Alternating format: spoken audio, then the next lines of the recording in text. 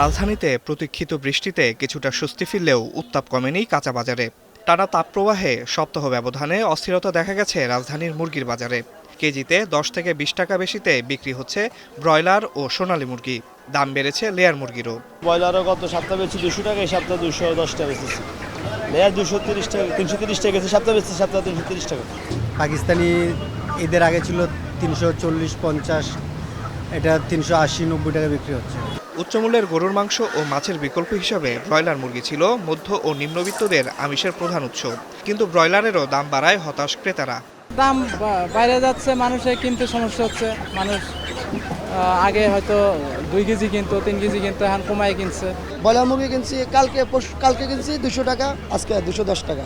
তো দেখেন যে সোনালি কিনতাম আমরা 280 থেকে 90 টাকা, সে জায়গায় 380 টাকা। তাহলে বুঝে নেবেন কি পরিস্থিতি। 1 মাসের বেশি বাকি থাকলেও এরই মধ্যে কোরবানি ঈদের প্রভাব পড়তে শুরু করেছে মশলার বাজারে।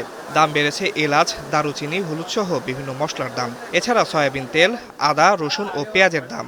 এই পেঁয়াজ আমাদের 160 থেকে 65 টাকা গেছে সপ্তাহে বিক্রি করছি, এই সপ্তাহে বিক্রি করছি 65 থেকে 70 টাকা। রসুন গ্যাসের সপ্তাহে বিক্রি করছি আপনার 220 থেকে 210 টাকা। এই সপ্তাহে বিক্রি করতেছি আপনার 230 থেকে 240 টাকা। আদা 220 থেকে 240 টাকা কেজি দরে বিক্রি করতেছি। আর আপনার মশলার বাজার আপনার 3200 থেকে 4000 টাকা কেজি এলাচি বিক্রি করতেছি। লবঙ্গ 1800 টাকা থেকে 2000 টাকা কেজি বিক্রি করতেছি। কালো গোলমরিচ, সাদা গোলমরিচ এগুলো প্রায় কেজিতে 100 থেকে 150 টাকা ব্যবধানে বিক্রি করতেছি। দারচিনি আপনার 500 থেকে 650 টাকা কেজি দরে বিক্রি করতেছি। এখন কোরবানির অনেক বাকি, তো এই মশলার দাম দেখা গেলো আমরা আগে কিনতেছি, এই জন্য যে ঈদের সময় আসলে দামটা বেড়ে যাবে। তো এখন আমরা 1 মাস 1.5 মাস আগে আসার পরও সেম দেখা গেল যে মানে দামটা অনেক বাড়তি। এইভাবে যদি কিনা মশলার দাম বাড়ে তাহলে আমরা তো মাংস খাইতে পারবো না। এদিকে সরবরাহ কমের অজুহাতে বাজারে বেড়েছে সব ধরনের মাছের দামও। এ নিয়ে অসন্তুষ্ট ক্রেতারা। মাছের দাম একটু বেশি, কারণ বাংলাদেশে মাছ অফ সিজন, মাছের সরবরাহ খুব কম।